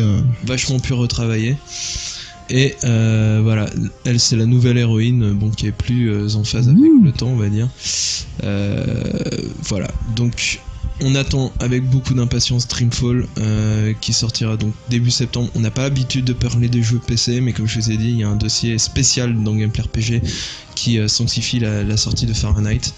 Donc voilà, on a fait un dossier sur le jeu d'aventure, sur l'historique du jeu d'aventure, à tendance un peu psycho. Et là, franchement, Dreamfall, ça va être un jeu de rêve, quoi. Ouais, c'est Vraiment voilà, le cas de le exactement. dire. Et on vous le recommande, mais plus que chaudement. Voilà. Ouais, je sais ce que vous allez dire. Pourquoi Age of Empires 3 dans Gameplay RPG? Alors la réponse est évidente, parce que Tout simplement, ouais. Parce que Age of Empires, c'est des millions de souvenirs, surtout sur le premier. Un pur RTS qui vraiment redéfinissait un petit peu le genre. Et après, m'être bien éclaté sur le 2. Voilà, on attend grave le 3. Je suis pas le seul à la rédac. Enfin, la rédac dans le sens global du terme, parce que les mecs de Gameplay RPG, ils en ont rien à foutre. Non, c'est pas vrai. Ouais. Ouais. Genre, t'en as quelque chose à foutre, quoi. Bah non, mais bon. Eux, c'est des genres, ah, si c'est pas japonais, ça m'intéresse pas. Non, ça c'est pas vrai. Ah ouais? Non, je suis Alors, pas qu'est-ce comme qui ça. t'intéresse hors en Jap? Bah les jeux Ubisoft, Ouais. j'aime beaucoup les jeux, je joue à tout en fait, Ouais. sauf aux simulations de management de foot mes couilles. Et aux jeux de sport en général, j'aime pas trop ça. Mais sinon, je joue à tout. D'accord. Et j'avais joué à Age of Empires 2. Ah ouais, d'accord. Ouais, bah, Donc t'attends le 3 alors? bah ouais, un peu quand même. Bah regarde et apprends, quoi. Ouais. C'est supra beau sa Ouais, race. c'est Mais magnifique. supra beau sa race. C'est super réaliste aussi. Et puis voilà, là, c'est vraiment c'est une reconstitution historique, mais enfin ce qu'il y a de mieux, quoi. Ce qu'il y a de mieux dans le genre. Qu'est-ce que t'en Ouais, c'est penses? clair, ouais. C'est vrai que c'est impressionnant quand on voit les images du jeu, la transition avec ce qui semble être des cinématiques, elle se fait toute seule, quoi, tellement le jeu est beau. C'est impressionnant. C'est impressionnant, ouais. Voilà, on attend ça avec impatience. Onimusha 4. Donc ça c'est une vidéo qu'on a déjà passée, il me semble. Enfin bon, peu importe, on s'en fout de toute façon, ça va déchirer. Forcément. Et oui, c'est Keiji Inafune qui s'en occupe. Inafune. Inafune Kairon. Putain, je t'entends plus, Nico. Allô? Allô? Y'a de la merde dans le tuyau? Vas-y. Allô. Ouais, voilà, là c'est mieux là. Vas-y. Ouais. Allô. Voilà.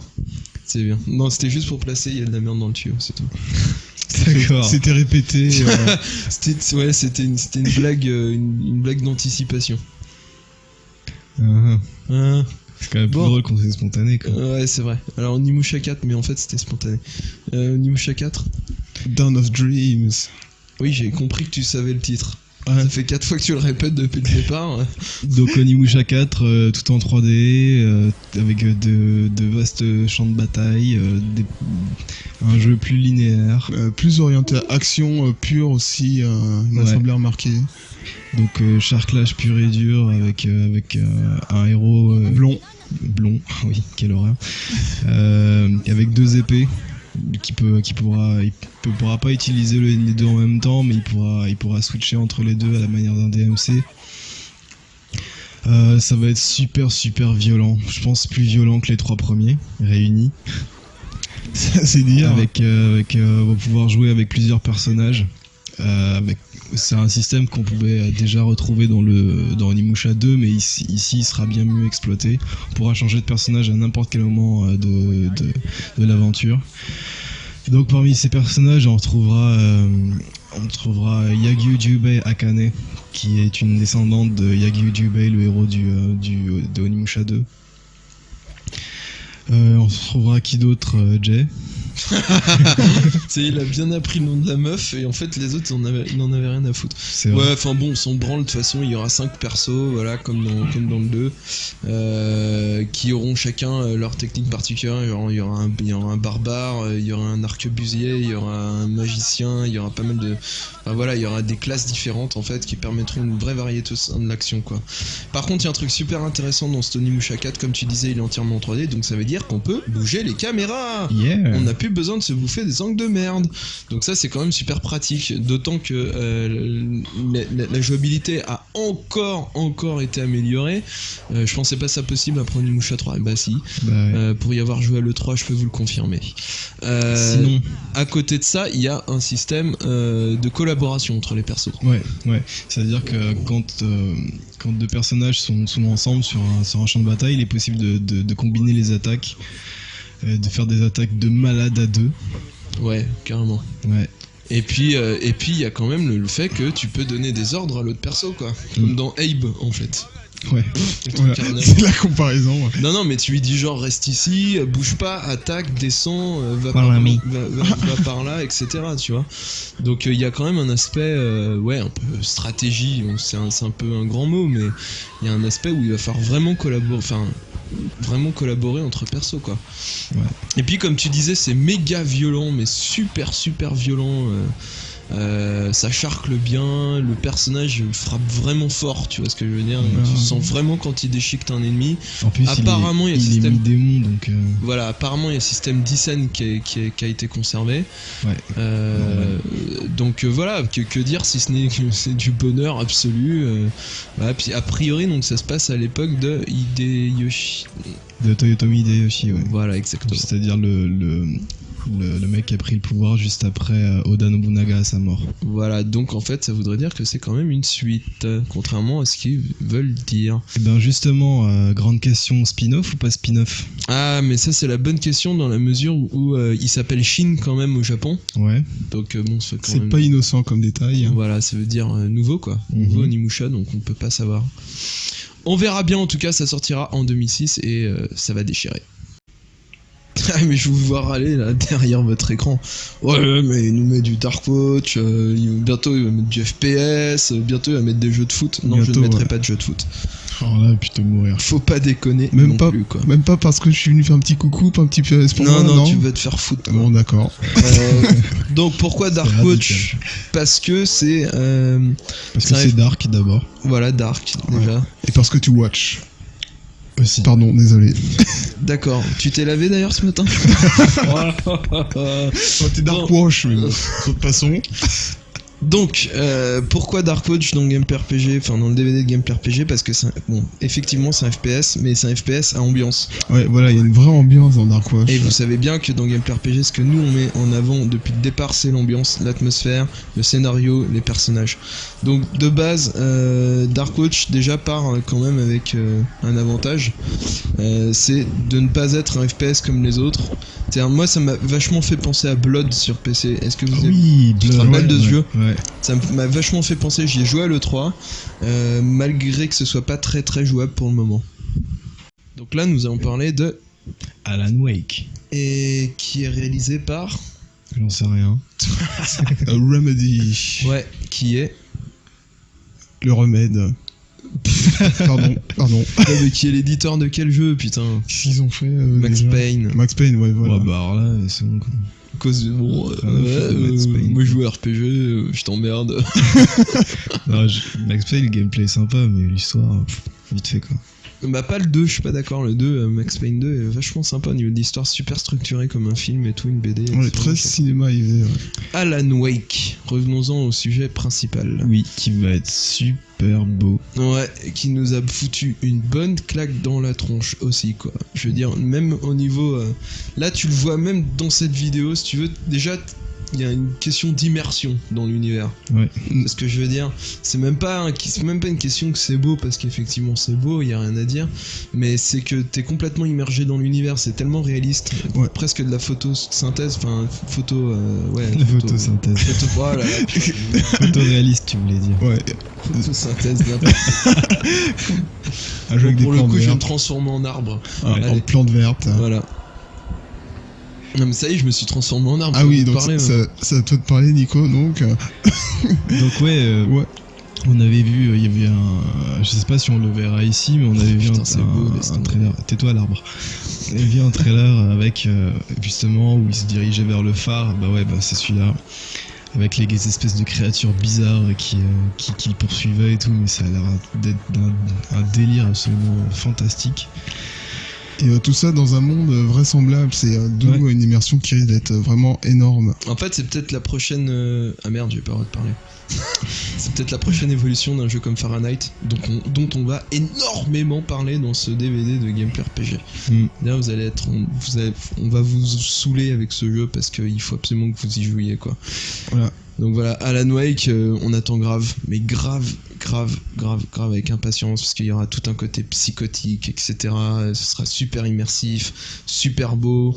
Au niveau du son, ça va être génial. Enfin voilà, c'est vraiment un des jeux qu'on attend le plus à l'heure actuelle. Et m'est avis que Fahrenheit. C'est chaud. Ouais, le jeu qui va faire qui a fait monter la température de la rédac. Voilà, ils sont contents de leur blague de merde. Voilà, on est content de nos blagues, effectivement. Non mais ce jeu, c'est un truc de barge, quoi.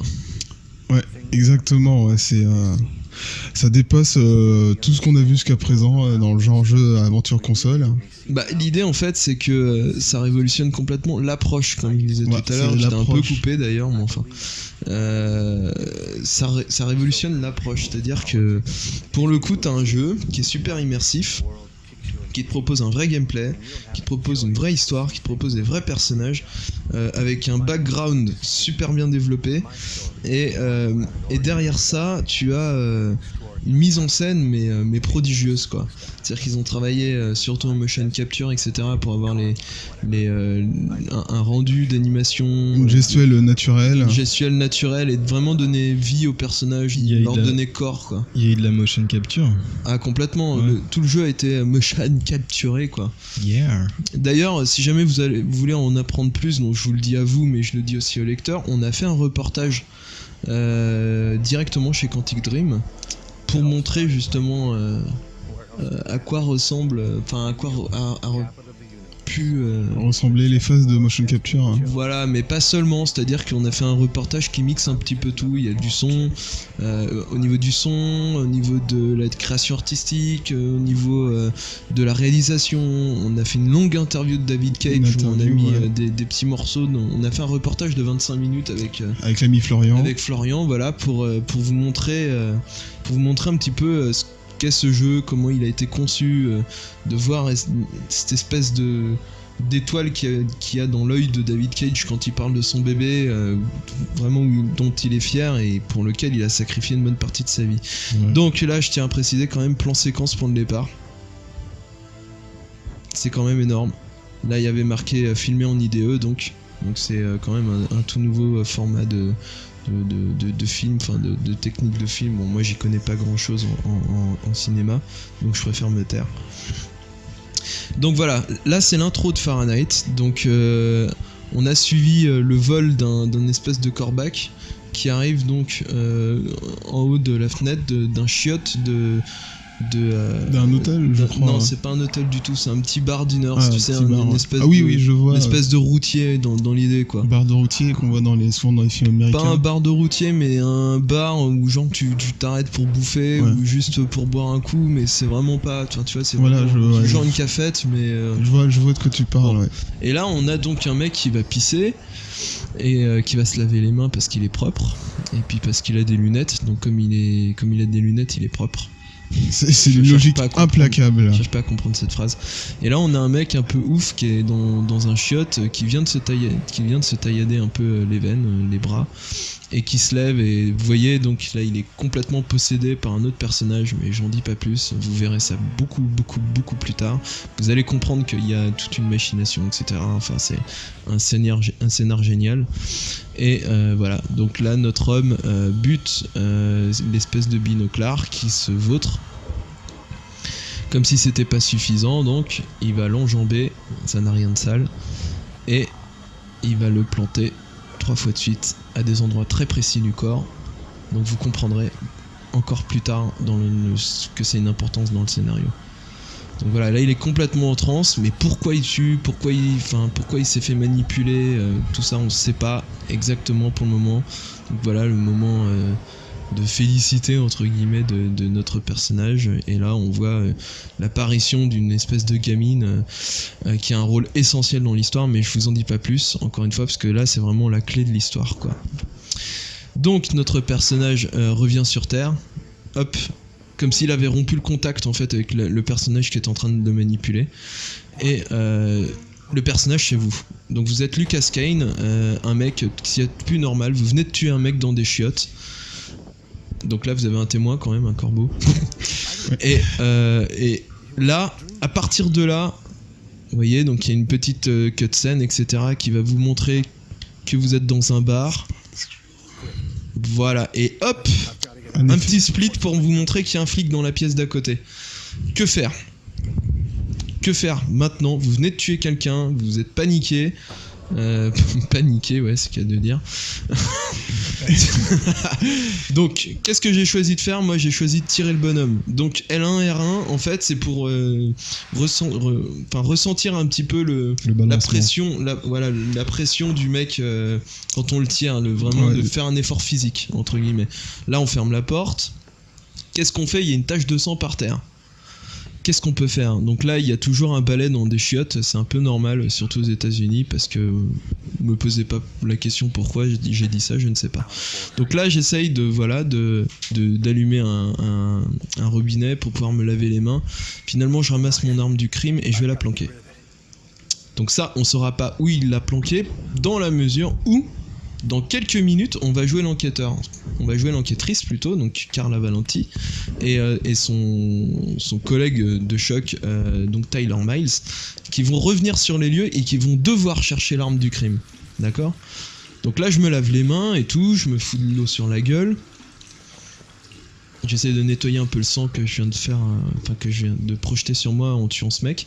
Mais voilà, le lavabo, maintenant, il y a des traces de sang, donc on peut m'identifier. Là, pareil, je prends un balai et tout, je vais nettoyer le sang, histoire que si jamais il y a un mec qui rentre dans les chiottes, il voit pas tout de suite. Donc là, il est un peu con, Lucas, parce qu'il va laisser quand même une petite trace de sang, mais bon, ça c'est pour l'histoire, on peut pas non plus interagir sur tout. Mais déjà, vous venez de voir que le jeu vient de commencer il y a à peine 5 minutes. Et déjà, on est au cœur de l'histoire, on est au cœur de l'intrigue, on ressent cette tension quoi. Que faire ? On vient de tuer un mec, il y a un flic dans la pièce d'à côté. Donc là, moi je me suis pas démonté, d'accord, donc j'ai nettoyé, etc. Je vais passer un coup de fil. Donc là en l'occurrence je vais essayer d'appeler mon frère pour lui expliquer que je viens de faire quelque chose d'horrible, mais que je suis innocent et autres. J'ai pas perdu mon calme, et le fait que j'ai pas perdu mon calme, ça va pas attirer du tout de soupçon en fait. Donc je vais aller me rasseoir à ma table, je vais continuer à bouffer comme je suis venu, et il y aura aucun soupçon qu'on portera sur moi. Là vous remarquez une petite barre en bas, il y a marqué déprime. Il faut savoir que dans Fahrenheit il y a un état de santé mentale en fait. Donc certaines actions provoquent, on va dire, une déprime passagère. Certaines actions vous font carrément sombrer dans la folie, etc. En fonction du comportement, en fonction de l'état de santé mentale, le moral du personnage, les actions changent. Les actions peuvent changer, les réponses peuvent changer à des questions, par exemple à un inspecteur ou autre, et ça peut vous foutre dans la merde ou ça peut vous aider. Donc là voilà, je suis parti me rasseoir, j'ai bu mon verre, donc j'ai laissé des traces effectivement à ma banquette puisque je viens de tuer le mec, donc j'avais du sang sur moi, et je choisis de sortir par la porte de derrière. Résultat, j'ai laissé ma note, j'ai pas payé ma bouffe, etc. Donc on peut croire que c'est parce que, genre, je sais pas, j'ai eu une altercation avec un mec et que je l'ai tué pour ça, etc. Machin. Là, je me suis cassé en métro. Bon, et il faut savoir que cette scène, telle que vous venez de la voir, vous pouvez la vivre sous 50 angles différents. C'est-à-dire, j'aurais pu me casser directement, j'aurais pu éviter de me laver les mains, j'aurais pu éviter de retourner à ma banquette, j'aurais pu faire 1000 autres trucs, j'aurais pu payer ma note pour bouffer, etc. Donc voilà, l'action, on la voit vraiment telle que nous, on la ressent. Et c'est la première fois qu'un jeu permet à un joueur de vraiment influer sur le scénario, sur le cours de l'histoire, et non pas l'inverse. Donc là, voilà, il y a le flic qui arrive dans les chiottes et qui découvre que il y a un mec qui s'y trouve et donc qui est ma victime. Et à partir de maintenant, je vais être poursuivi sans relâche et on va essayer de me mettre la main dessus. Ce qui va créer une tension, un suspense et ce qui va créer le fait que Fahrenheit est un jeu absolument génial. Donc on va recommencer le même exercice avec une autre. Dragon 2. Alors, qu'est-ce que ça vaut? Parce qu'on l'attendait quand même avec beaucoup d'impatience. Moi, j'avais beaucoup aimé le premier. Souvenez-vous, on avait fait un test de malade dans Gameplay RPG précédemment. Qu'est-ce que ça vaut donc ce deuxième épisode? Bien, déjà je voudrais vous demander, avant même que vous y ayez joué, voilà, c'est pas français ce que je dis, qu'est-ce que vous en attendiez? Rapidement, comme ça après je peux faire le test, parce que comme c'est moi qui l'ai... Moi ce que j'en attendais c'est qu'il soit un petit poil moins vide au niveau des décors. Ouais. Qu'il y ait un système de lock. Et qu'il y ait des ennemis un peu moins teubés quoi. D'accord. Et toi? Bah ouais, la même chose. Et puis je jure, tout en gardant l'ambiance assez sombre du premier qui était vraiment prenante. Hein. D'accord. Exactement. C'est marrant, j'étais en train de me faire une blague dans ma tête. Ah oui. Je me disais que vous voyez pas du tout dans le noir. Ouais, parce qu'on a éteint la lumière depuis Siren 2, donc faut le préciser quand même. Voilà, ouais. Bon, bref. Passons. Par contre, va bien votre dentition, quoi. C'est ça, rajoute-en. Bon. La porte est juste à côté. Non, vas-y, allume la lumière plutôt. Voilà. Bon, alors Dragon 2, puisqu'on y revient quand même. Donc, pour répondre à tes doléances, on va dire, Nico, déjà, oui, c'est plus jouable. Ouais. Ensuite, les angles de caméra sont mieux maîtrisés. Ensuite, les ennemis sont moins teubés entre guillemets, c'est-à-dire qu'effectivement il y en a toujours qui sont bêtes, mais d'autres qui s'organisent en fait. Maintenant il y a plus un système d'organisation. On est sur un champ de bataille, il y a beaucoup plus d'ennemis que précédemment, ils sont beaucoup plus agressifs qu'avant, ils sont beaucoup plus intelligents qu'avant aussi. Qu'est-ce qu'on peut dire d'autre? Tu parlais de l'ambiance assez sombre du premier, elle n'a pas été conservée, c'est-à-dire que si jamais effectivement il y a des meurtres, si jamais il y a... Enfin, il y a des meurtres, il y a des trahisons, il y a des trucs comme ça, mais c'est plus au sens épique du terme. C'est-à-dire que là on se retrouve avec une bonne grosse histoire bien épique, avec une histoire d'amour, des dragons, ça tranche dans le vif et tout. Mais par contre il n'y a pas de bébé qui bouffe des gens, il n'y a pas de nana complètement siphonnée qui tue des enfants, etc. C'est devenu rien de tout plus ça. propre que le premier. C'est plus propre, c'est plus commercial dans l'idée, c'est-à-dire qu'il y a plus d'attrait pour un joueur normal et qui est pas fêlé par rapport aux deux. Mais par contre c'est super épique quoi, je veux dire voilà, t'as un vrai chevalier, t'as du vrai sang, t'as vraiment envie de trancher, et il y a une histoire qui est quand même super intéressante, même si elle reste assez classique. Et puis ça a l'air quand même plus bourrin aussi. Bah ça tu vas le voir sur la deuxième vidéo en fait, parce que je vais te montrer en fait ce qui se passe dans le jeu.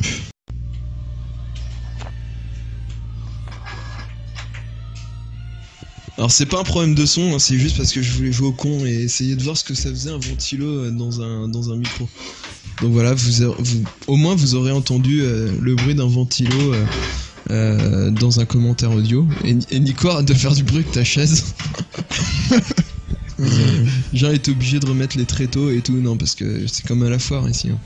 Ah oui, franchement, avec la soupe de nouilles que j'ai à ma gauche, avec les câbles rangés n'importe comment...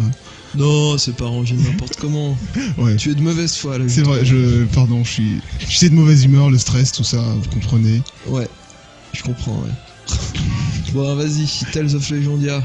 Parce que c'est quand même l'objet de notre vidéo hein, qui tourne depuis au moins 40 secondes. Ah oui, c'est vrai, donc Tales of Legendia.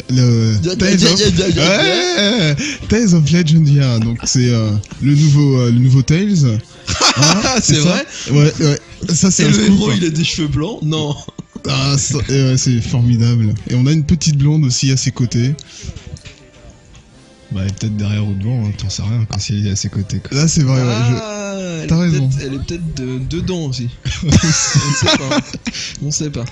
Au-dessus, enfin bon. Bon voilà, donc les nouveaux persos de Tales of Legendia, jusqu'à présent vous avez montré des vidéos, genre vous voyez quasiment rien.